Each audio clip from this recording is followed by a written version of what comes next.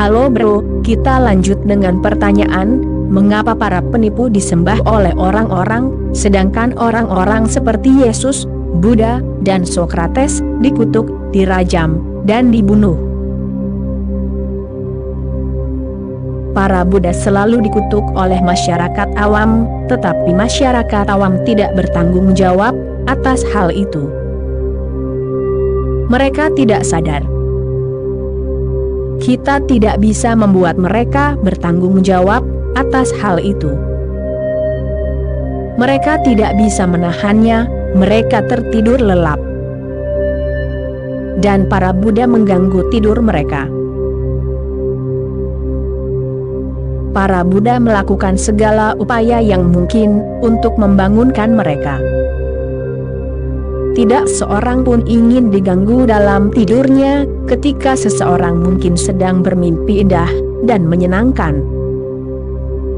Orang-orang ingin tetap tidak sadar. Kesadaran tidak dikenal oleh mereka, dan mereka secara alami takut akan hal yang tidak diketahui. Dengan hal yang diketahui, mereka aman, terlindungi, dan semua orang sama seperti mereka. Ketika para Buddha muncul, mereka menciptakan gangguan besar.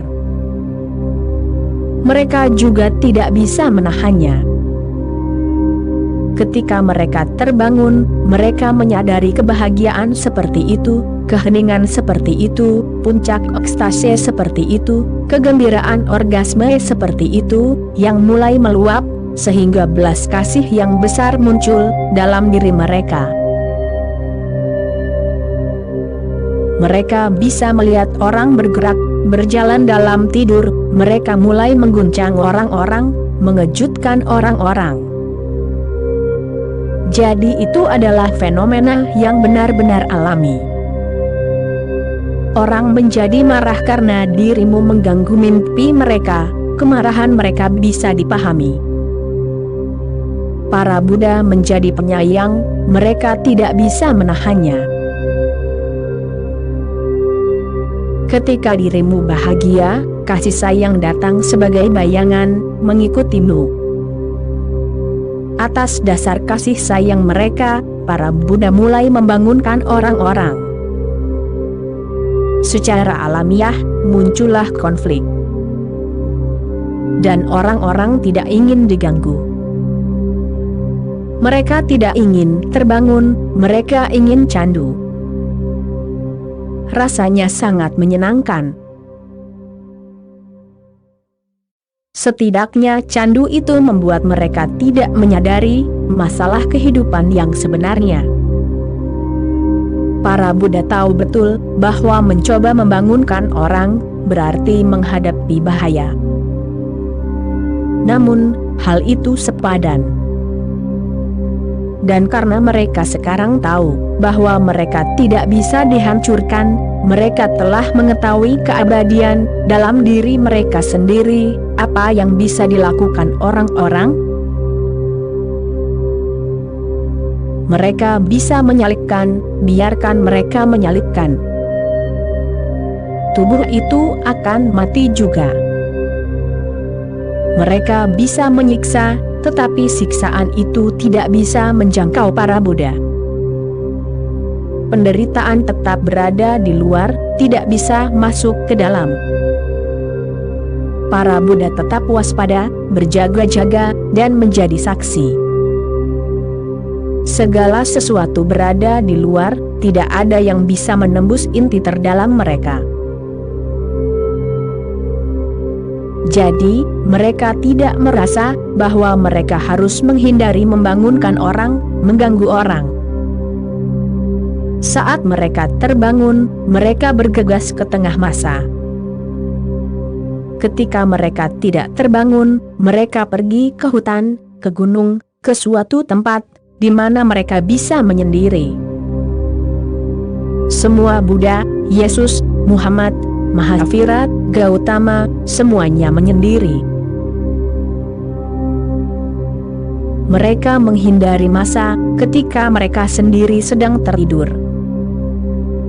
Namun saat mereka terbangun, saat mereka melihat keindahan dan berkah kehidupan, saat mereka melihat keindahan abadi dari keberadaan, mereka bergegas kembali ke pasar, semuanya untuk menyampaikan pesan kepada orang-orang. Karena orang-orang sangat membutuhkan makanan spiritual, meskipun mereka tidak menyadari bahwa mereka tidak diberi makan. Jiwa mereka tertidur, mereka hidup tetapi tidak benar-benar hidup.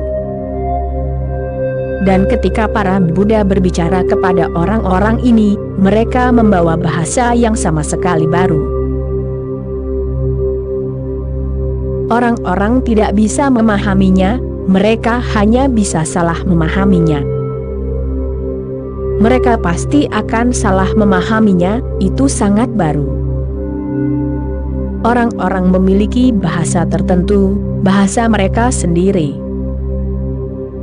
Para Buddha berbicara dalam bahasa yang sama sekali berbeda, bahasa itu berasal dari alam yang berbeda. Orang-orang hidup dalam ketakutan, para Buddha hidup dalam kebebasan. Orang-orang hidup dalam kesengsaraan, para Buddha hidup dalam ekstase. Bagaimana mereka bisa berkomunikasi? Komunikasi tidak mungkin. Orang-orang ingin dibiarkan sendiri, mereka tidak ingin diganggu. Namun, para Buddha pasti akan mengganggu mereka. Jika seseorang bertanggung jawab, maka para Buddha bertanggung jawab, karena mereka adalah orang-orang yang sadar. Dan pertikaian ini pasti akan terus berlanjut selamanya. 3 penjelajah, seorang pendeta, seorang pengusaha, dan seorang sufi, sedang melewati hutan yang berbahaya. Seiring berjalannya waktu, jumlah binatang buas yang bermusuhan, yang mengelilingi mereka, semakin banyak. Akhirnya, mereka harus berlindung di sebuah pohon. Setelah berunding, mereka memutuskan bahwa salah satu dari mereka harus mencari bantuan, karena jika mereka tetap seperti itu, ketakutan, kelaparan, dan kelelahan, pada akhirnya akan memaksa mereka untuk jatuh ke dalam rahang binatang buas yang rakus itu. Namun, mereka tidak bisa memutuskan siapa yang harus pergi. "Bukan aku," kata pendeta, "karena aku adalah hamba Tuhan, dan aku akan tetap tinggal untuk menghibur siapapun yang tertinggal." "Bukan aku," kata pengusaha itu, "karena aku yang membayar semua biaya perjalanan." Sufi itu tidak berkata apa-apa, tetapi tiba-tiba mendorong pendeta itu hingga terjatuh dari dahannya. Pendeta itu jatuh ke tanah, dan segera sekawanan hyena yang ganas mengangkatnya, melawan semua hewan lain, dan meletakkan pendeta itu dengan penuh hormat, di punggung hewan yang paling besar tubuhnya. Kemudian, sambil menjaganya dengan hati-hati, mereka mengawal pendeta itu ke tempat yang aman. "Sebuah keajaiban," teriak pengusaha itu. "Setelah kekejamanmu, petunjuk ilahi telah campur tangan untuk menyelamatkan orang baik itu. Mulai saat ini, aku telah bertobat kepada kehidupan yang baik dan suci."